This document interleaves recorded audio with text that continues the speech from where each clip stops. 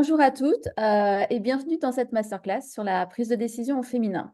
Donc, nous sommes ravis de vous avoir parmi nous aujourd'hui pour explorer ensemble ce sujet essentiel qui est savoir prendre de bonnes décisions rapidement et en toutes circonstances.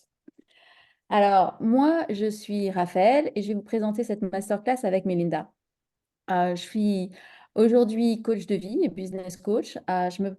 J'aime bien me présenter comme un partenaire de croissance parce que j'accompagne mes clients dans leur développement personnel, dans leur évolution de carrière et le développement de leur entreprise. Et avant de me consacrer au coaching, j'ai travaillé pendant 10 ans sur Paris en financement internationaux et dans l'aviation commerciale. Ensuite, j'ai travaillé pendant 10 ans sur Londres en gestion de patrimoine et en financement immobilier. Et j'ai également travaillé dans d'autres secteurs tels que le vin, l'événementiel et les standards de certification ESG. J'ai aussi animé pendant plusieurs années des groupes de support pour un réseau de femmes à Londres. Et au total, j'ai vécu une vingtaine d'années à l'étranger avant de m'installer dans le sud de la France où je vis aujourd'hui. Alors, le fil conducteur de mon travail, c'est ma conviction que le bien-être est indissociable de la performance. Et dans le monde professionnel d'aujourd'hui, la valeur des entreprises n'est plus seulement dans leur actif financier, immobilier ou industriel, mais surtout dans le capital humain. Par capital humain, j'entends leurs clients, leurs technologies et leurs services. Alors, ce capital humain, il a besoin d'être motivé. Et c'est pour ça que savoir comprendre notamment comment les autres prennent des décisions, c'est important. Et puis, bien sûr, c'est encore mieux de comprendre comment soi-même on prend nos propres décisions. Alors, pour moi, travailler sur la prise de décision, c'est une façon de prendre en main tout en apprenant mieux, tout en comprenant mieux aussi les autres. Alors, avec Melinda, euh, on a décidé d'aborder ce thème aujourd'hui car il revient constamment dans nos échanges avec nos clientes et franchement, ça résonne aussi pas mal avec notre propre expérience. Exactement. Alors, bonjour à tous. Pour celles que je connais pas, parce que j'en connais quand même pas mal. Donc, pour ma part, je suis coach, formatrice et conférencière en neurosciences. Et les neurosciences ont vraiment transformé ma vie, que ce soit pro ou perso. Et aujourd'hui, j'accompagne donc mes clients à augmenter tout ce qui est performance et bien-être grâce aux neurosciences, mais aussi à se révéler vraiment à la fois professionnellement et personnellement. On va commencer par, j'aimerais que vous vous demandiez, est-ce que vous pouvez vous rappeler d'un moment où une décision que vous avez prise vous a vraiment mise dans l'embarras? Et n'hésitez pas à partager dans le chat, tout au long de l'heure d'ailleurs, que l'on va passer ensemble, vos commentaires. Alors, je vais commencer par un exemple personnel et assez concret. Avant d'être coach, je me souviens d'une situation lorsque je travaillais en banque d'affaires. C'était un vendredi, j'étais en négo chez un gros client en Roumanie. Lorsqu'à ce moment-là, le responsable des pays de l'Est, de la banque dans laquelle je travaille, m'appelle et me demande de l'introduire là sur le champ à mon client. Et le problème que j'ai, c'est que je sais que mon manager, on en a parlé auparavant, est fermement opposé à cette idée, mais il n'est pas disponible à ce moment-là. Alors, qu'est-ce que je fais? Je décide de prendre une décision sur le champ et je dis non. Réponse du directeur, donc du responsable de tous les pays de l'Est en fait pour la banque, il me dit bah c'est pas la peine de revenir lundi au travail. Euh, Pourquoi je pense à cet exemple-là? Parce que je trouve que ça parle de la pression hiérarchique qu'on peut avoir dans notre boulot, de la pression de temps, j'ai eu besoin de prendre une décision immédiatement, des enjeux, et en bref, de tout ce qui peut rendre notre prise de décision parfois très compliquée. Alors, je suis certaine que vous avez tous été confrontés à des décisions stressantes à prendre. Et encore une fois, n'hésitez pas à partager vos expériences dans le chat. Merci, ouais, ouais, merci Raphaël pour l'exemple. Je voulais aussi commencer en partageant un exemple un peu perso de mon côté, où la prise de décision n'a pas été facile. C'est à la naissance de mon deuxième enfant, donc il était mon fils Arthur, qui était tout petit. Il devait avoir 2 mois. On m'a proposé de rejoindre TripAdvisor pour m'occuper de la France. Moi, à l'époque, j'habitais Londres. Et donc, ça voulait dire que j'allais voyager beaucoup. Alors, d'un côté, il y avait la pression familiale, genre ma mère, mais comment tu vas prendre un nouveau job, tu vas être partie tout le temps alors que tu viens d'avoir un bébé. Il y avait dans la balance le côté bah, ce que je voulais faire moi de ma vie. Clairement, aller travailler chez Trip, ça m'intéressait. Et puis, il y avait une partie risque aussi qui était bah, le côté simplement financier. C'est-à-dire que moi, ça faisait 10 ans que j'étais dans la même boîte. Là, je prenais le risque pour aller dans la start-up à la mode de l'époque. Qu'est-ce qui me garantissait que j'allais faire l'affaire pour le job? Et s'il ne me gardait pas, au bout de 3 mois, je me retrouvais sans salaire à Londres. Et clairement, financièrement, c'était pas possible avec 2 enfants. Donc, peut-être que vous aussi, vous avez eu des expériences similaires. Alors, je vois qu'Emmanuel, tu dis, ouais, quand tu as quitté ton travail pour être sophrologue, effectivement, il y a toujours, ouais, enfin, souvent ces questions-là quand on change de carrière. Donc, ce qu'on voulait explorer avec vous, alors, je continue, je suis désolée, je suis en train, je fais rentrer les gens en même temps. Ce qu'on Et tu voulait peux le faire, tu peux le faire. ouais, avec vous aujourd'hui, c'est vraiment comment gérer ces prises de décision de façon plus pérenne et peut-être même les transformer en opportunités. Ouais.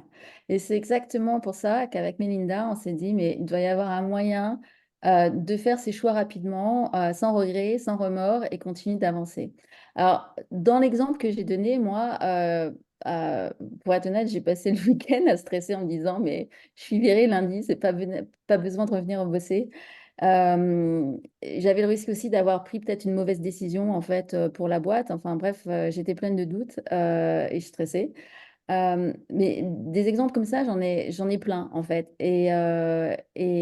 Donc là, c'est un moment où j'ai pris une décision en fait qui était rapide et qui n'était pas la bonne. Et puis il y a aussi les cas où je me suis dit, bah, je vais pas prendre de décision, je vais la reporter. Alors, je vais vous donner un autre exemple en fait. Une fois, j'avais mis en place une transaction immobilière pour un très bon client. Mais j'avais un mauvais feeling sur ce deal, en fait, sur la structure de propriété du bien, hein, plus exactement. Et j'ai attendu d'en être sûre pour en parler à ce client, alors qu'après coup, je pense que j'avais une assez bonne relation commerciale pour en discuter. Et quand le deal a fini par tomber à l'eau, le client, lui, m'en a voulu de ne pas avoir partagé mon feeling plus tôt. Enfin, pour lui, ce feeling, c'était plus mon expérience ou mon savoir-faire qu'il aurait voulu que je partage, parce que c'est pour ça aussi qu'il travaille avec moi. Et au final, on a tous les deux beaucoup perdu à la fois du temps et puis de l'argent. Euh, alors, pourquoi je parle de ça? Parce que est-ce qu'il y a une bonne recette, en fait, pour faire des bons choix, c'est-à-dire prendre des décisions justes qui nous servent? Voilà. Et donc, c'est la réflexion qu'on s'est faite avec Mélinda. Exactement, c'est ce qu'on s'est dit. Du coup, on s'est mis à bosser un petit peu. Et voilà, et on l'a fait pour vous. Donc, ce qu'on a fait, c'est qu'on a décomposé les principaux éléments qui vont entrer en compte dans la prise de décision et chercher comment, en fait, pour chacun de ces éléments, on peut les amener à jouer un peu plus en notre faveur. Donc ça, c'est une première chose. Et pourquoi, en fait, c'est vrai qu'on n'a pas forcément encore abordé la question, pourquoi on voulait faire un événement qui était féminin? Parce que il y a de nombreuses études qui montrent qu'on remet plus facilement et plus souvent en question les décisions des femmes que celles des hommes. Donc, on s'est dit, on voulait vraiment vous donner des clés pour vous aider à aborder chaque décision avec beaucoup plus de confiance. En gros, qu'on arrête d'avoir peur. L'idée, c'est de vous donner vraiment une méthode éprouvée pour faire les bons choix rapidement, sans hésitation, et dans toutes les situations, parce qu'on va voir que c'est pas toujours évident.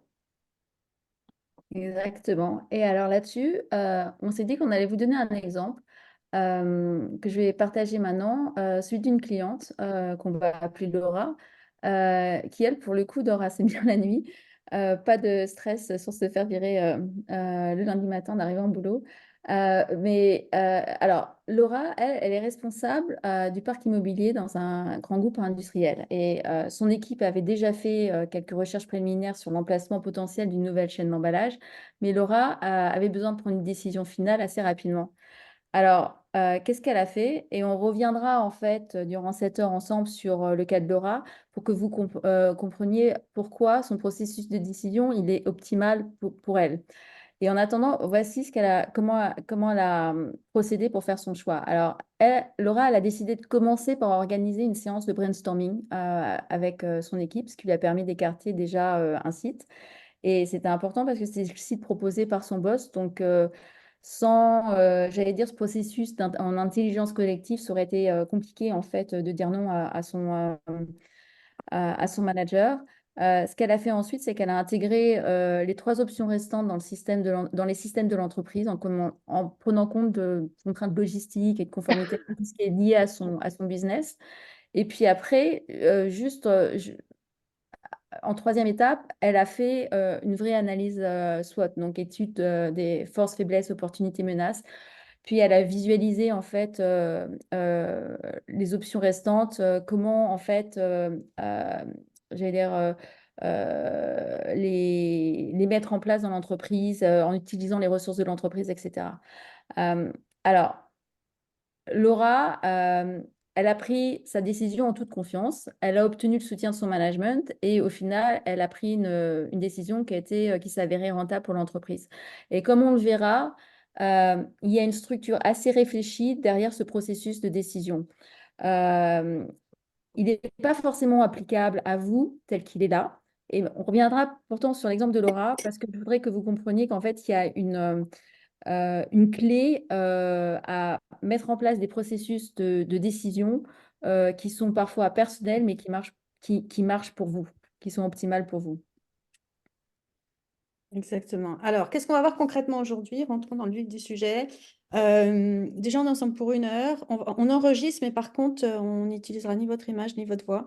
Déjà, félicitations, prendre du temps pour votre développement, c'est chouette. Notre intention aujourd'hui, c'est vraiment que vous compreniez les facteurs qui peuvent influencer votre prise de décision, que vous découvriez votre mode de fonctionnement, parce qu'effectivement, comme l'a dit Raphaël, on ne fonctionne pas tous de la même façon, et c'est très bien comme ça, et repartir avec des outils qui sont 100% concrets. On a prévu une session interactive, on va vous poser des questions, donc n'hésitez pas à intervenir dans le chat. Donc, qu'est-ce qu'on va voir aujourd'hui? C'est déjà euh, les décisions et nous, c'est-à-dire c'est quoi l'impact en fait sur notre vie de prendre certaines décisions ou pas. On va voir que c'est une compétence, que ça s'apprend. Et perso, je suis plutôt je milite pour qu'on apprenne ce genre de choses à l'école.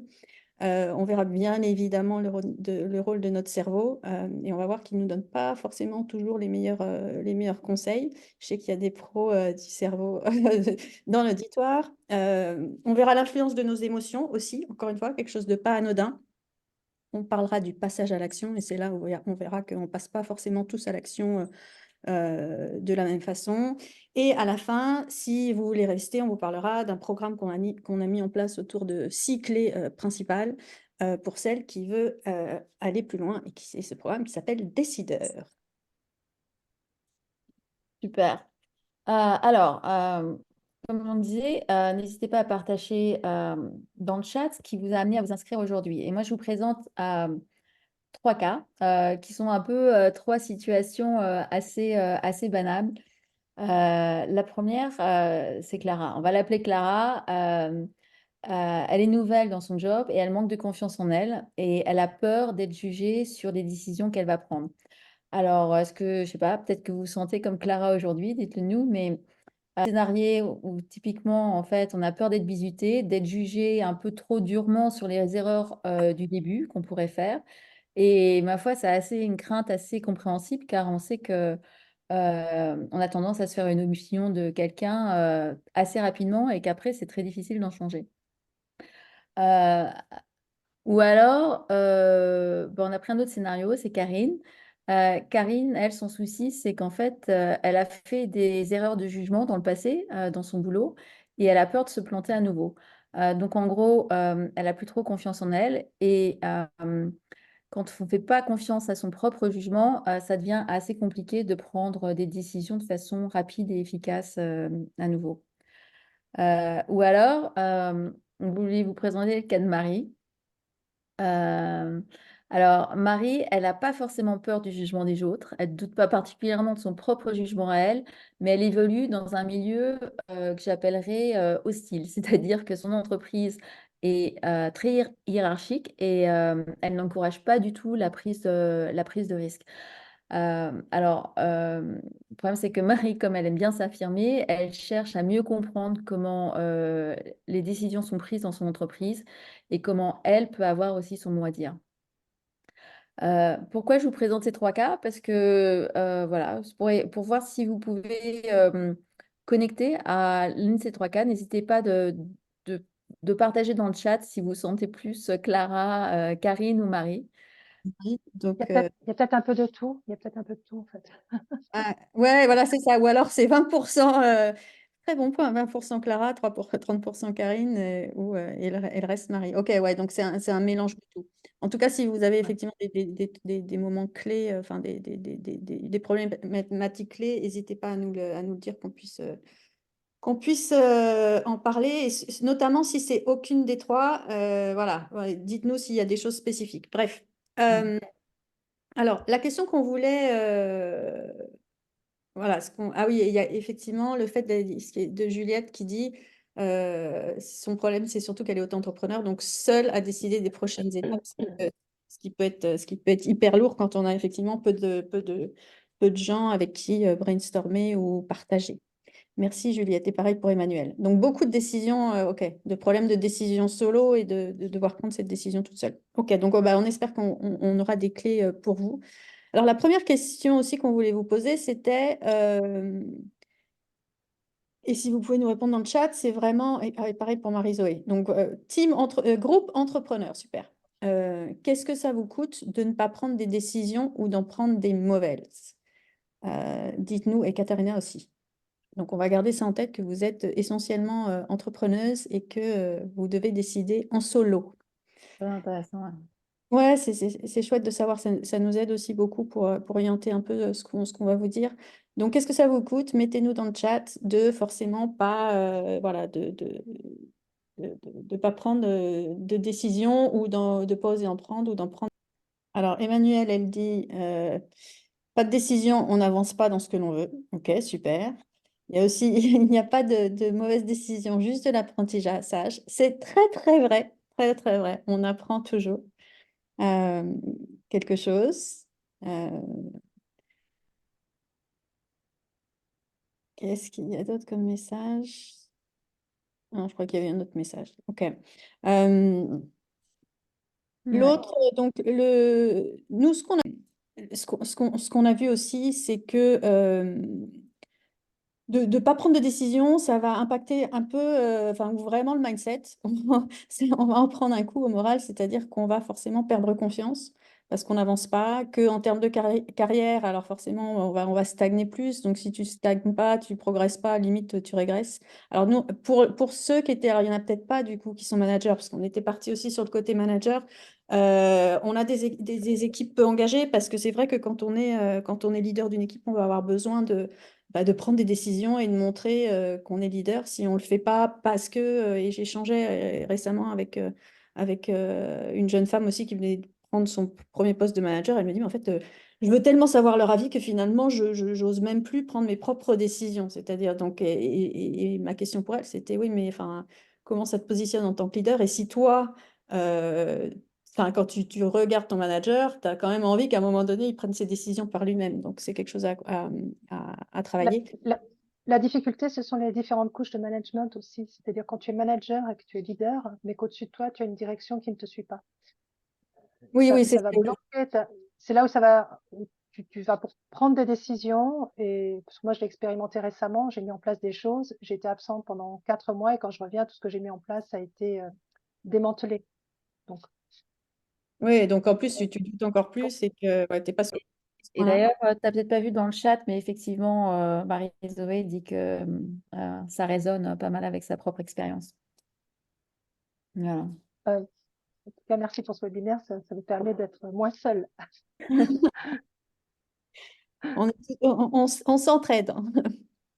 Donc voilà, donc l'idée c'est potentiellement on peut aussi passer à côté d'opportunités parce qu'on en a trop de temps avant de prendre une décision qu'on aurait pu prendre peut-être plus rapidement. Mm.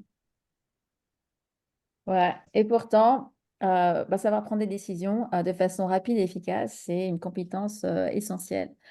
Alors, j'allais revenir à des décisions de base, mais j'allais dire, pour certaines décisions basiques, comme se brosser les dents le matin, par exemple, parce que c'est quand même aussi une décision, on est ravis d'avoir une routine en place qui nous évite d'avoir à prendre une décision sur le sujet tous les matins. On est aussi ravis de laisser notre inconscient décider quelle heure on va faire une pause café, par exemple, ou pas.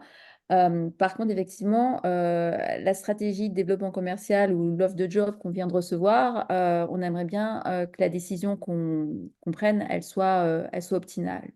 Alors, euh, qu'il s'agisse de se laver les dents, faire une pause café ou décider de la stratégie commerciale, nous prenons sans cesse des décisions. C'est tous des décisions. C'est pas toujours facile, c'est pas évitable, donc c'est inévitable. Mais le côté positif, quand même, dans la prise de décision, c'est que ça s'apprend. Alors, prendre de bonnes décisions, c'est un peu comme c'est une compétence qui s'apprend, en fait. Un peu comme un muscle qu'on entraîne et qui devient de plus en plus performant. Et pour ça, ça s'apprend, ça veut dire qu'il y a des techniques et surtout différentes façons de faire. Et c'est ce que nous allons voir ensemble aujourd'hui. Alors, j'imagine que vous savez déjà prendre de bonnes décisions, déjà parce que vous êtes là avec nous aujourd'hui. Mais l'idée, c'est vraiment de vous aider à en prendre de meilleurs encore en vous apportant des outils complémentaires à ceux que vous avez déjà pour faire encore mieux et vous aider à devenir ce que j'appelle consciemment compétente, c'est-à-dire de vraiment comprendre ce qui est en jeu, ce qui se passe quand on prend des décisions et comment les optimiser.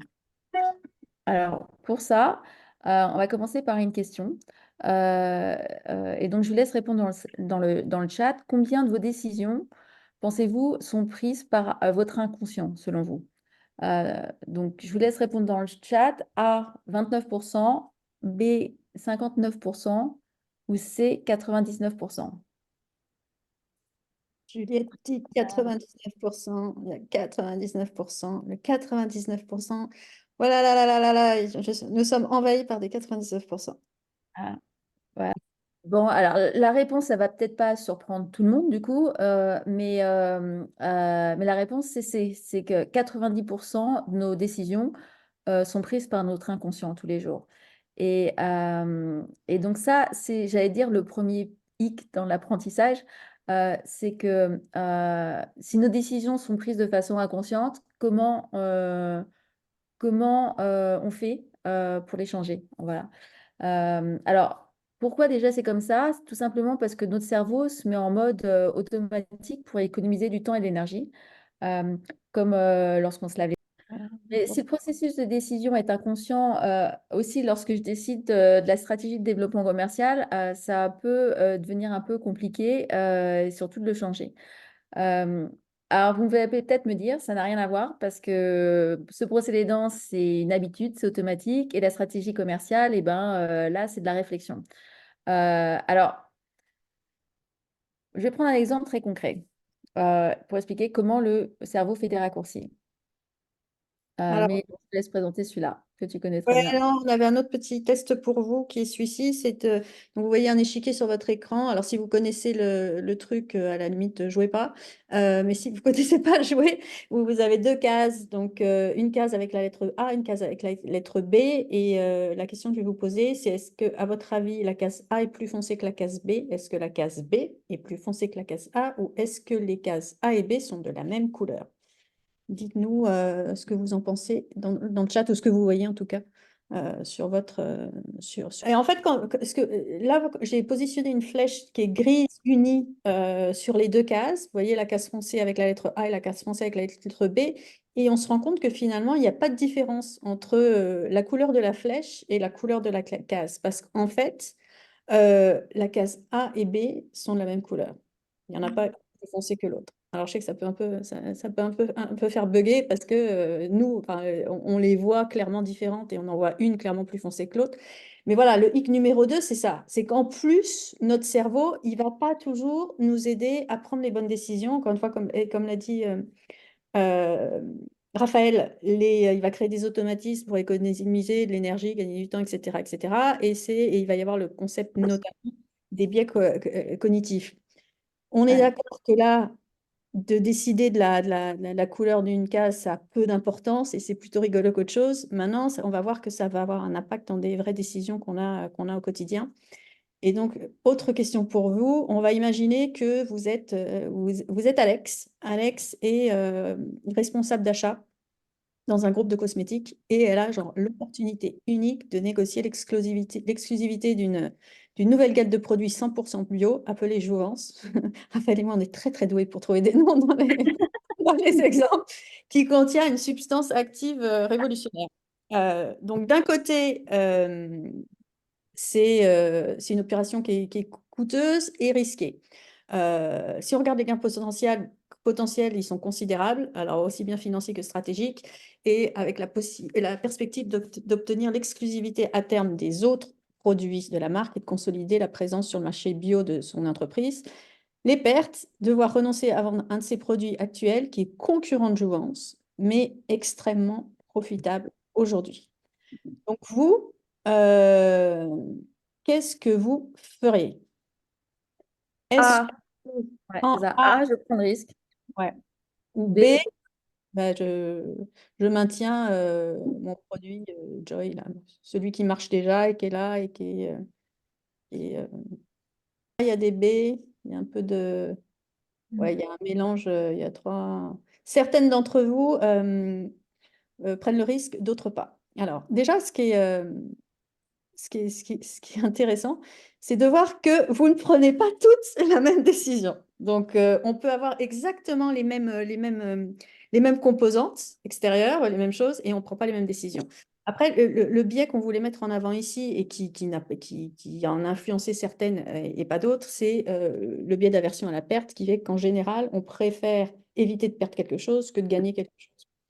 Euh, alors, l'exemple là est moins probant dans le sens que c'est pas une vraie situation et votre vie n'en dépend pas et votre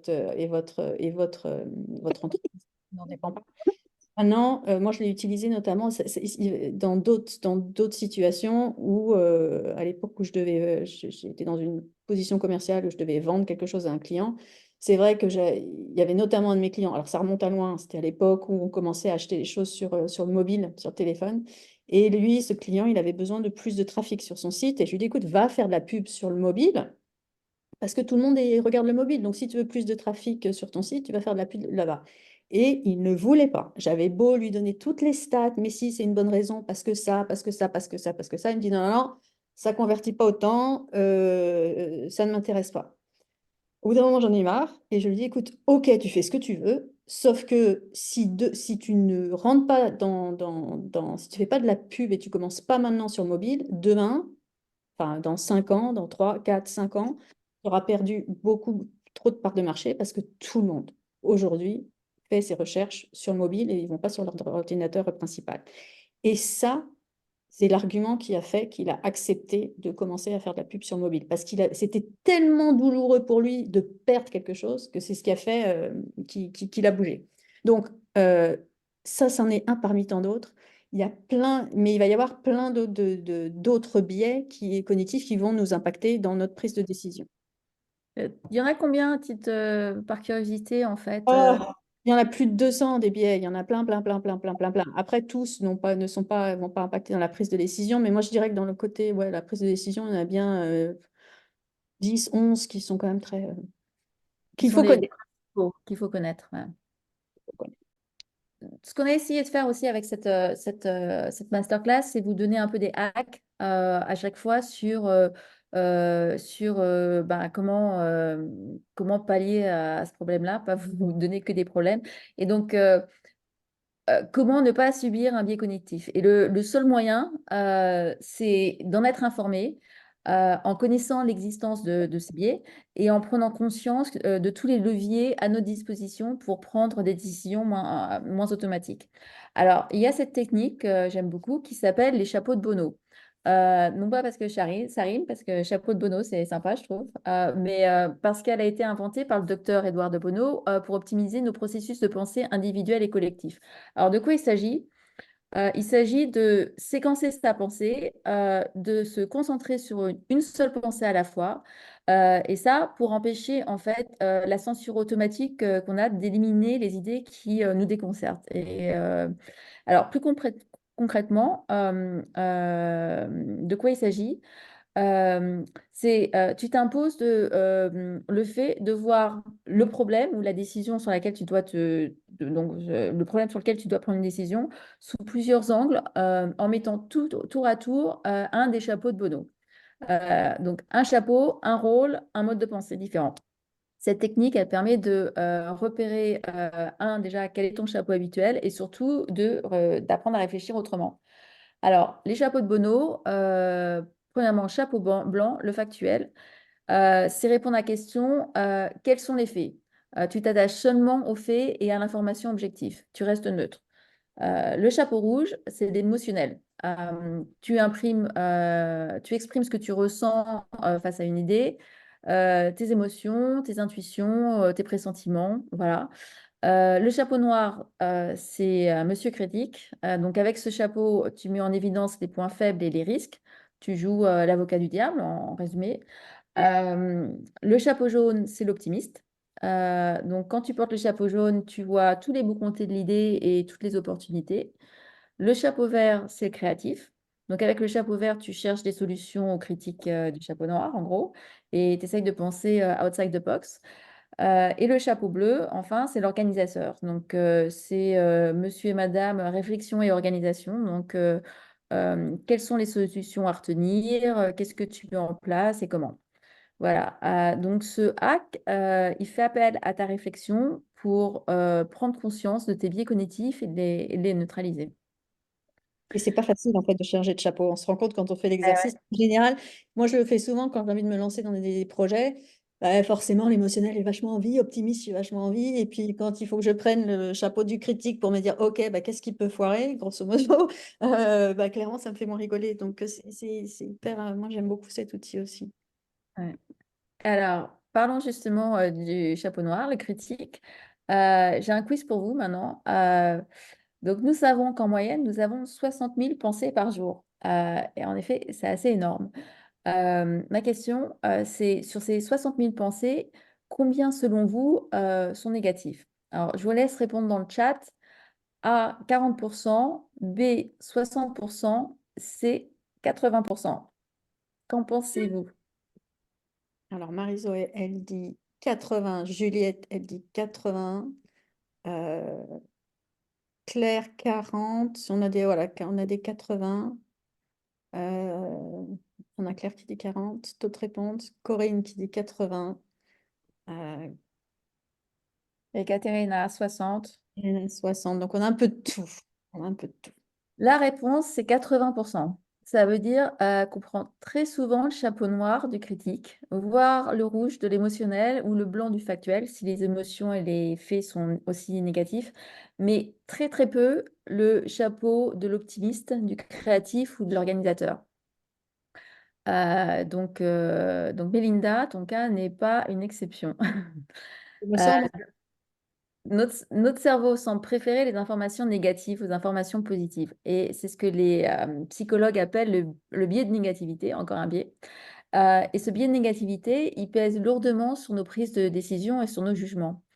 Alors, d'où ça vient? En résumé, de notre instinct de survie. Donc, en milieu hostile ou face à des situations douloureuses ou dangereuses, le cerveau mémorise en priorité les données négatives. C'est un mécanisme qui permet des décisions protectrices en cas de danger. Donc, c'est le fameux fight or flight, pardon, au freeze. Et donc, en français, c'est quoi? Combattre, fuir ou s'immobiliser, un peu faire la statue dans l'espoir qu'on ne nous voit pas. Voilà. Face au danger. Exactement. Donc, clairement, le biais de négativité, il va plutôt nous faire générer des émotions qui sont désagréables, qui vont impacter notre comportement, nos décisions, qui vont générer du stress, de la peur. Bref, on va basculer dans des réactions qui sont automatiques et dans ces situations-là, on n'est plus vraiment en contrôle de nos choix. Ce qu'il faut savoir aussi, c'est quand on ressent une émotion qui est forte, on a moins accès à sa réflexion. C'est pour ça que si vous avez un choc, un truc en général, moi j'aime bien donner l'exemple de quand on conduit et qu'on a un méga choc, à ce moment-là, il faut qu'on s'arrête pour réfléchir sur le bord de la route. Ou ce que je racontais à Raphaël l'autre fois, c'est que moi, la dernière fois, il m'est arrivé un truc, je descends de l'avion, j'allume mon téléphone et là, je reçois un message, mais un truc hyper émotionnel et qui m'énerve fortement à tel point que je voulais aller faire, pour tout vous dire, je devais aller faire pipi parce que je sortais d'un envol et j'ai fini dans les toilettes des hommes. C'est-à-dire que j'étais tellement, je réfléchissais plus, j'étais en mode automatique. Là, j'ai vu une porte, j'ai vu toilette et je suis rentrée. Donc voilà. Et ce qu'il faut savoir aussi, c'est que le stress et la fatigue vont être des notions importantes parce que plus notre cerveau est fatigué, plus il va déléguer les tâches importantes à ses automatismes. Voilà, c'est important aussi d'être dans un état calme. Et pour ça, d'un point de vue physiologique, pour avoir une meilleure clarté mentale et donc une meilleure prise de décision, rien de mieux que la cohérence cardiaque. Alors, je ne sais pas si vous connaissez la cohérence cardiaque, dites-moi oui, non dans le chat, mais globalement, c'est une technique de respiration. C'est trois respirations, donc 3 fois par jour, 6 respirations par minute, 5 minutes par séance. Je vois que tout le monde connaît, donc je vais aller hyper rapidement. Et ça va, c'est vraiment physiologique, donc ça va juste équilibrer votre système nerveux parasympathique et sympathique pour être dans les meilleures dispositions possibles pour prendre les meilleures décisions et être moins ressentir le stress ou les émotions. Euh, Voilà. donc là, on vous a donné le schéma global. Raphaël, tu veux continuer? Ouais, ouais, ouais. Je continue. Donc, ça, c'est le schéma global, comment les émotions fortes et moins fortes, négatives et positives également, entraînent une perte de contrôle sur la prise de décision. Maintenant, voici une liste des biais émotionnels les plus courants qui faussent notre jugement et donc notre processus de décision. Donc, cette liste, elle a été traduite d'après le travail de Shirzad Chaming, qui est l'auteur du livre qui s'appelle L'intelligence positive. Et je vous invite à partager dans le chat d'ailleurs si un de ces biais vous parle le plus. Donc, rapidement, le fuyant, c'est celui qui a tendance à éviter les tâches difficiles et désagréables ainsi que les conflits. Le régisseur, c'est celui qui a besoin de prendre contrôle des situations et des actions. L'hyper-performant, celui qui dépend de sa constante performance et de ses résultats pour son estime de soi et de sa validation personnelle. L'hyper-rationnel, c'est celui qui se concentre intensément et exclusivement sur le traitement rationnel de tout, y compris des relations. L'hyper-vigilant, c'est celui qui génère une anxiété intense et continue concernant tous les dangers qui pourraient mal tourner. Le charmeur, c'est celui qui tente indirectement de gagner l'acceptation et l'affection en aidant, en plaisantant, en secouant ou en flattant les autres, en secourant, pardon. L'effervescent, c'est celui qui recherche constamment une plus grande excitation dans sa prochaine activité ou en restant toujours occupé. Le perfectionniste, c'est celui qui recherche la perfection et a besoin d'ordre et d'organisation poussée à l'extrême. Et enfin, la victime, c'est celui qui est souvent émotionnel, capricieux ou lunatique, comme une façon d'attirer l'attention et l'affection. Alors, qu'est-ce qu'on voit? Le perfectionniste dans le chat, tu vois, oui, donc euh, perfectionniste, effectivement, on revient très souvent. Mais je pense que c'est important de le mentionner. Le syndrome de l'imposteur, ce n'est que la résultante en fait de ces biais émotionnels qui impactent notre jugement de nous-mêmes et celui des autres. Donc, je pense que je sais et je sais faire euh, bien moins que ce que je pense que les autres savent ou savent faire. Et voilà. Et derrière cette croyance, il y a un ou plusieurs des 9 saboteurs que je viens d'évoquer. Alors, j'ai pris un exemple ici. Je n'ai pas pris le perfectionniste, j'ai pris l'hyperperformant. L'hyperperformance, c'est un biais très commun chez les femmes et les hommes qui ont beaucoup d'ambition professionnelle. Euh, et je l'ai pris parce que vous allez me dire, c'est un biais plutôt positif, a priori. Oui, mais pas que, parce qu'on disait c'est aussi un saboteur.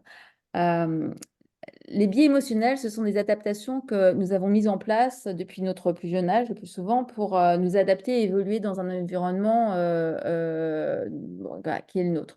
Seulement, voilà, ce qui marchait avant ne marche plus forcément maintenant, parce que nous changeons et puis parce que notre environnement change.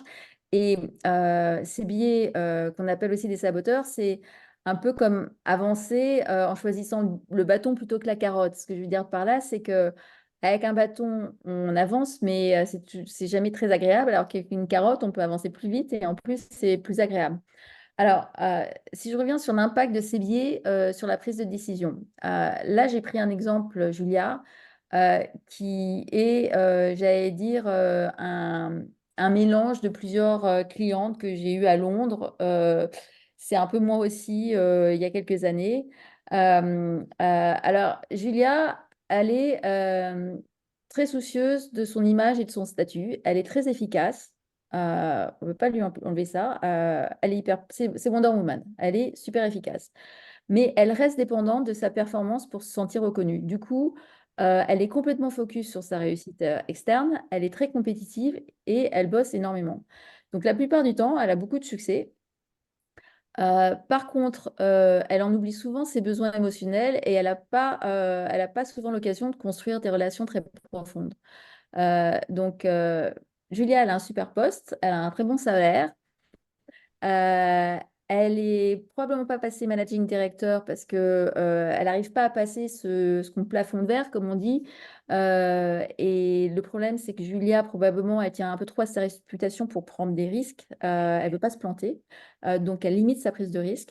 Et son relationnel est plutôt bon, mais comme elle est assez compétitive, elle n'a pas non plus généré beaucoup de support en interne. Le plus souvent, Julia, elle n'a pas d'enfant, elle n'a pas de relation stable, elle est limite en burn-out au travail et elle commence à se poser des questions sur ses choix de vie et ses choix professionnels. Voilà, alors avec cet exemple, je veux vous montrer comment le biais émotionnel de Julia joue un rôle important sur sa prise de décision. Donc, ces biais émotionnels, ces petites voix intérieures, en fait, elles biaisent nos décisions en y disant soit qu'on n'est pas assez bonne ou qu'on est trop nul, et ça ne nous aide pas forcément à prendre des bonnes décisions. Euh, Mélinda, je te laisse continuer sur... Ouais, rapidement, Ouais. donc, l'idée, ça va être de neutraliser ces biais émotionnels négatifs avec un mindset un petit peu plus positif. Donc, Julia, va falloir sourire un peu plus. D'autant que les études ont prouvé l'impact de la productivité de l'impact du mindset positif sur notre productivité et notre jugement.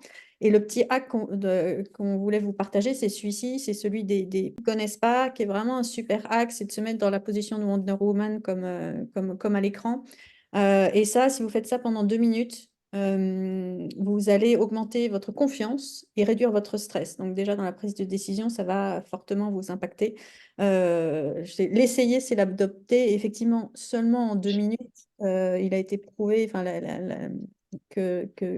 en seulement 2 minutes, on pouvait apporter des changements dans notre neurobiologie finalement. Donc voilà. Donc ce qu'on a vu là, on fait un petit point d'étape. Ce qu'on a vu jusqu'à présent, c'était à quel point les biais cognitifs allaient nous impacter, donc la façon dont le cerveau allait automatiser l'information quelque part. Il y avait aussi les biais émotionnels. Et un point qui est beaucoup moins connu, donc on va parler maintenant, c'est l'aspect cognitif des choses. C'est-à-dire, l'aspect cognitif, c'est notre façon de passer à l'action. Et on va vous donner un exemple concret. Imaginez que vous avez un projet à finir en urgence. Comment vous vous y prenez? Donc, A, je vais directement à l'essentiel. B, je fais de mon mieux jusqu'à la deadline. C, je focus sur ce qui peut être fait correctement. Et D, je privilégie le savoir-faire. Donc, en attendant vos réponses, sachez que les études semblent indiquer que nous avons chacun un mode opératoire assez unique qui semble ne pas changer dans le temps. Alors, autant si vous faites un test de personnalité sur votre façon de penser ou sur vos émotions, les résultats peuvent changer dans le temps, les émotions plus rapidement que le cognitif. Par contre, le mode opératoire, ce qu'on appelle aussi le conatif, ça n'a pas l'air de changer dans il s'agit, là, c'est qu'une seule question, hein, vous pouvez faire un test qui est beaucoup plus long, mais sur une seule question, ça vous donne déjà un petit peu une idée. C'est hyper intéressant. Euh, donc, euh, donc voilà, si vous avez répondu A, ça veut peut-être dire que vous êtes a priori plus analytique. Donc, vous auriez tendance à appuyer vos décisions sur un grand nombre de data.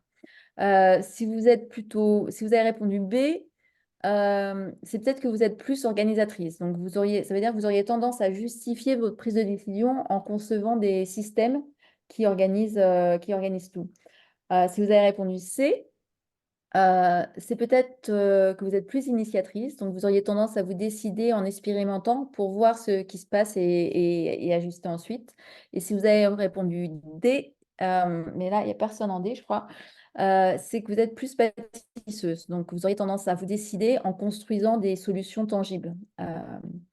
Voilà, donc ce qui est important, en fait, bien sûr, personne n'est complètement analytique, organisateur, initiateur ou bâtisseur.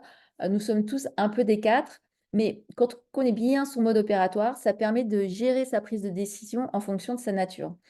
Ainsi, les décisions sont plus faciles à prendre, plus rapides et elles demandent moins d'énergie et elles sont souvent plus perspicaces. Et alors, c'est là maintenant que je vais reprendre en fait l'exemple de Laura que j'ai donné précédemment. Parce que Laura, en fait, elle connaît assez bien en fait son mode opératoire et elle sait qu'elle est 42% initiatrice. Et c'est pour ça qu'elle sait que commencer en fait sa prise de décision par une session brainstorming, c'est la meilleure façon pour elle de commencer un processus de décision. Elle a également, Laura, 26% organisatrice. Donc, intégrer les possibles sites pour la nouvelle chaîne d'emballage qu'elle considérait dans les systèmes de l'entreprise est son second critère. Alors, bien sûr que l'analyse SWOT, elle est importante pour la décision finale, pour Laura et par rapport à son management et toutes les parties prenantes à la discussion. En fait, tous les critères sont importants si on veut convaincre une audience diverse et variée, j'allais dire, mais quand il s'agit de Laura qui veut se convaincre elle-même d'abord d'avoir pris la bonne décision, elle gagne en fait beaucoup de temps et elle gagne en confiance en commençant par le côté initiateur. Donc, si son manager est plutôt analytique, elle gagnera à lui présenter l'analyse soit en premier, bien que avoir soumis en fait euh, sa décision à la validation du groupe en premier, c'est aussi un bon compromis, surtout si son manager il est analytique, mais il est aussi charmeur, par exemple, ou hyper performant. Ça ira bien ensemble. Euh, donc voilà, les trois piliers du processus de prise de décision, qui sont aussi les trois piliers du programme Décideur que nous avons mis en place avec Melinda. Donc, un, l'élément cognitif, c'est-à-dire le mode de pensée et les biais cognitifs. Deux, l'élément émotionnel, les biais émotionnels et les saboteurs que l'on a développés par adaptation, comme on a vu. Et enfin, l'élément conatif, ou notre mode opératoire, ou modus operandi aussi, on dit, qui nous est propre et qui définit comment on tend à agir et à passer à l'action dans les situations concrètes. Alors, ce qu'il faut retenir, c'est les biais cognitifs, ils sont nombreux et difficiles à percevoir. Donc, la meilleure façon, c'est de savoir qu'ils existent et d'envisager les différentes situations dans lesquelles on peut prendre une décision sous le plus d'angles possible. Donc, c'est les chapeaux de Bono pour rester le plus neutre possible dans notre réflexion. Les biais émotionnels, ils sont multiples aussi. La meilleure façon de les neutraliser, c'est de nourrir des pensées positives. Par exemple, avec les Power Poses, pour une application, j'allais dire, concrète et immédiate. Alors, bien sûr, il y a d'autres méthodes sur le long terme, comme l'exercice physique, la méditation, le journalisme. J'allais dire solution immédiate, les Power Poses, pardon, ça marche super. Et nous avons aussi parlé de la cognition et notre façon de passer à l'action qui est propre à chaque individu et qui tend à rester immuable dans le temps. Euh, Il n'y a pas de bon ou mauvais modus operandi, il y a juste en fait des modus operandi qui nous conviennent et d'autres non. Et si votre manager, par exemple, vous demande de lui fournir une analyse détaillée de la concurrence pour définir la prochaine campagne commerciale, par exemple, C'est top si vous êtes analytique, mais va falloir trouver une parade si vous êtes un peu basse sur cette échelle. Et donc, la meilleure parade à ce moment-là, c'est simplement de gérer ses choix en fonction de sa nature, de son mode opératoire à soi, qui est personnel, donc, et d'adapter ensuite sa réponse au mode opératoire de son interlocuteur. Donc, notre programme tient donc compte de l'environnement aussi. Donc, par environnement, j'entends un manager ou des collègues qui ont un mode opératoire différent d'une autre. L'incertitude aussi, qui est liée à à un manque d'information ou à des données peu claires, des enjeux ou des risques élevés, des deadlines très courtes, possiblement des conflits d'intérêts, soit le nôtre, soit un conflit d'intérêts au niveau d'une personne avec qui on travaille, ou juste parfois de la complexité de la situation. Euh, donc le programme décideur, c'est l'occasion de couvrir en fait tous ces aspects du processus décisionnel. Euh, Ouais, alors là, je vous laisse lire parce que vous savez très en retard, mais grosso modo, c'est l'opportunité de se développer voilà, personnellement, professionnellement, rapidement, et de travailler avec nous, ce qui est quand même top. Et on va couvrir le mindset, le fait que effectivement votre pensée, elle va impacter votre réalité. Donc, si déjà vous pensez que vous allez prendre des modes de décision, que vous n'êtes pas vous n'avez pas toutes les cartes en main, les bonnes méthodes pour prendre les bonnes décisions, clairement, inconsciemment, le message que vous transmettez à votre cerveau, c'est ça sert à rien de dépenser de l'énergie pour essayer de prendre la bonne décision parce que ce truc est voué à l'échec. Donc voilà, donc comment on travaille là-dessus et puis on neutralise le syndrome de l'imposteur, le déficit de confiance, etc.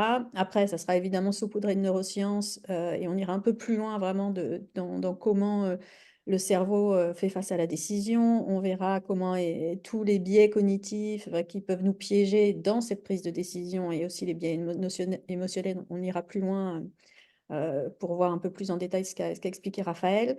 Et on parlera aussi de comment développer, parce qu'on n'en a pas parlé aujourd'hui, mais comment développer son intuition pour décider plus vite. On verra ce qu'est l'intuition, d'ailleurs, d'un point de vue neuroscientifique. On va voir que l'intuition, c'est ni plus ni moins que le cerveau. Et comment ça peut nous aider quand on n'a pas toutes les informations. L'objectif, c'est aussi de vous partager des trucs 100% concrets. On vous a donné des petits outils aujourd'hui, mais dans le programme, c'est vrai que l'idée, c'est de faire à chaque séance de vous donner un outil, que ce soit le modèle d'évaluation des risques, que je sais, Raphaël adore, ou des modèles pour prioriser, le classique SWOT, mais aussi des modèles, encore une fois, intuitifs pour décider plus rapidement. L'idée, c'est vraiment de vous donner des outils pour plus vous ayez peur dans votre prise de décision. Voilà, c'est aussi simple que ça. Apprendre à décider selon votre nature. Donc là, on a vu qu'il y avait beaucoup plus d'analytique, mais ça, c'est le chiffre global. L'idée, c'est de vous aider à trouver la petite formule magique de combien vous êtes de chaque section pour pouvoir appliquer les meilleures décisions possibles. Et surtout, on va vous aider aussi à identifier vos propres paramètres de décision. C'est-à-dire qu'est-ce qui, dans le passé, a fonctionné pour vous ou pas dans la façon dont vous avez pris vos décisions. Et deux grands classiques, sachez qu'on retrouve pas mal dans nos séances avec Raphaël, quand on parle de prise de décision, c'est comment on décide sous la pression. Pas facile, c'est quoi les sources de pression et surtout comment on fait pour renverser la pression. Appréhender la surcharge d'informations aussi, surtout aujourd'hui, dans notre monde actuel, il y en a beaucoup. Et décider dans le doute, c'est-à-dire comment on fait, comment on négocie, ok, incertitude étant, et surtout qu'est-ce qu'on fait quand on ne sait pas, quand vraiment on est bloqué et qu'on n'arrive pas à décider. Donc l'objectif, c'est vraiment ça. Enfin, pour nous, c'est de vous donner des outils des stratégies pour développer votre confiance, pour que vous puissiez prendre des décisions voilà, plus rapides, plus efficaces. En termes d'investissement, le programme, donc c'est 6 semaines de programme. L'investissement, c'est 497 €. Par contre, pour la masterclass, on vous fait une offre un petit peu chouchou, déjà pour vous remercier. L'offre, c'est une réduction de 60% sur le prix habituel du programme. Et du coup, ça fait 197 €. C'est une offre qui est valable rapidement là, dans les 20 minutes, la demi-heure qui suit. Pourquoi on fait ça? Pour vous remercier déjà d'être venu, d'avoir pris du temps pour assister à cette masterclass. Et aussi parce que on veut sécuriser bien évidemment un nombre minimum de participants au programme. Le but étant de créer un groupe sympa, parce que la vraie valeur ajoutée du programme, c'est les échanges et c'est le temps qu'on va passer à échanger et les partages dans le groupe. Ouais, Est-ce qu'il y a exactement. des choses à rajouter? Ouais. Et en fait, ce qu'on voulait dire aussi, c'est que le programme Décideur, il est vraiment adapté à toutes les femmes qui cherchent à se développer professionnellement, donc quel que soit le niveau hiérarchique et quel que soit, j'allais dire, la fonction, parce que tous les principes théoriques que nous traitons, ils sont assez universels, hein. Que ce soit les biais cognitifs, les croyances limitantes ou les modes d'action, les études tendent à montrer que nous sommes tous identiques dans nos différences. Donc pourquoi aussi au féminin? Parce que pour le coup, l'application de ces principes, elle varie pas mal selon le genre, parce que les femmes sont susceptibles de vivre des situations décisionnelles différentes de celles des hommes. Et, euh, Nous voulons vous aider à les aborder avec confiance. Et dans le programme, nous utilisons des exemples très pratiques, adaptables et applicables à une variété de secteurs et de situations. Après, il y a aussi la notion de temps qui revient souvent. C'est vrai que c'est 6 semaines, c'est 1 heure par semaine. Bon, c'est sur la pause déj parce qu'on estime que sinon on a d'autres choses à faire le soir. Bien sûr, il y aura des replays, donc ce sera possible de voir si vous pouvez assister, de voir la séance. L'idée, ça va être vraiment quand même de le voir toutes les semaines pour pouvoir tester des choses entre les séances et avancer ensemble. Ouais. Mélinda, ton dernier point là, il est important en effet parce qu'il y a beaucoup de formations en ligne, on n'est pas les seuls, mais il y en a peu qui ont vraiment une dimension pratique. Et nous savons très bien que ce que vous cherchez, c'est des résultats tangibles et durables. Et c'est pour ça que le programme, on l'a vraiment créé pour qu'il soit entièrement axé sur l'action et la mise en pratique des compétences acquises. Alors bien sûr, le succès il dépend également de votre participation active, mais nous voulons vous offrir les outils et le cadre pour développer cette compétence. Voilà. Donc voici les 6 dates du programme. Donc les sessions seront toujours d'1 heure, de 12h30 à 13h30, et elles seront toujours enregistrées et disponibles à visionner ou à écouter, soit parce que vous avez manqué une session, soit parce que vous voudriez la réécouter. Et pour acheter donc le programme Décideur maintenant, donc pour 197 € maintenant, au lieu de 497 après, euh, il vous suffit de scanner le QR code que vous voyez s'afficher et qui vous envoie directement sur la page. Si vous trouvez que 197 €, c'est encore trop cher, malgré les 60% de discount à peu près, Melinda m'a fait remarquer que c'est le prix d'un latte au Starbucks tous les jours pendant 6 semaines, donc le temps du programme. C'est un bon comparatif, Mélinda, bravo. Ouais. Non, mais En tout cas, en tout cas, moi, je trouve ça formidable parce que j'avais déjà suivi une session avec Mélinda et notamment le Wonder Woman. Je l'ai testé mardi dernier. Ah, et ça t'a Et c'est utile? écoute, ça a été très utile. Alors, je revenais après 4 mois d'absence dans un contexte un peu compliqué Ouais. et j'ai pensé à toi et je me suis dit, en réunion face à 35 personnes qui composent mon équipe avec mon responsable à ma droite et ma coordinatrice, enfin mon bras droit à ma gauche, façon de parler. J'ai adopté cette posture et c'est ce qui a en fait conditionné tout le reste derrière. Ah, Donc ça génial. m'a énormément, voilà, c'est ce que je vais te dire, ça m'a redonné, enfin, ça m'a permis d'avoir confiance à C'est un top. moment clé du retour, parce qu'il faut pas rater son retour quand on revient. Ouais, Ouais, non, c'est c'est clair. génial. C'est Ouais, génial. c'est génial. Merci, ouais, merci de Donc partager. voilà, C'est clair. voilà. Donc la posture à surtout garder en main, en tête et la respiration effectivement. Ouais, la cohérence cardiaque et puis enfin, quelle que La- soit la respiration d'ailleurs, du moment qu'on respire déjà. À partir, c'est que pour nous, c'est hyper important que vous sentiez en totale confiance en rejoignant Décideur. Donc, c'est pour ça qu'en plus du discount qu'on vous offre aujourd'hui, on a mis en place on s'est mis d'accord avec Melinda pour mettre en place une garantie de remboursement à 100% sur les 20 premiers jours du programme. soit juste après la deuxième saison Décideur. Donc, si vous participez aux 2 premières sessions sur les 6, donc déjà un tiers du programme, et si vous décidez qu'après la deuxième session, ce programme, c'est pas fait pour vous, nous vous remboursons intégralement les 197 euros. Donc ça, c'est notre engagement, Melinda et moi, envers vous, votre succès et votre satisfaction.